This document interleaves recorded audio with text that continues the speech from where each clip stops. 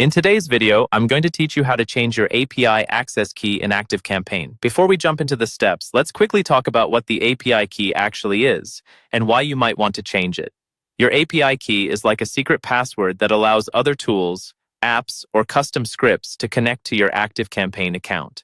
If you think your key has been shared with someone who shouldn't have it, if you're cleaning up old integrations, or if you're following a security best practice and rotating keys regularly, resetting it is a very good idea. First, go ahead and log in to your ActiveCampaign account. Open your browser, head to the usual ActiveCampaign login page, and sign in with your account credentials. Make sure you're logging into the correct account, especially if you manage more than one workspace, because the key you're about to change is specific to the account you're currently in. Once you're logged in, look to the top right corner of the screen for the gear icon. This is the settings area where all of your account level options live. Click on that gear icon to open the settings page. Give the page a moment to load, since there can be several sections and options here. On the left-hand side, you'll see a menu with different categories.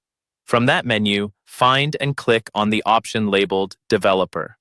This is where ActiveCampaign keeps your API-related settings, including your API URL and the API access key. In the Developer section, look for the area labeled API Access. Here, you'll see your current key, and just below it, a blue button that says Reset API Key. When you click this button, you are telling ActiveCampaign to immediately invalidate your existing key and generate a brand new one. Any integrations that were using the old key will stop working until you update them with the new key, so keep that in mind before you continue. Click on Reset API Key. A confirmation pop-up will appear, asking you to confirm that you really want to reset the key. This is ActiveCampaign's way of preventing accidental changes because this action can affect connected tools. Read the message carefully, and if you're ready, click Reset API Key again in the pop-up window. Your new API key will now be generated and displayed on the same page.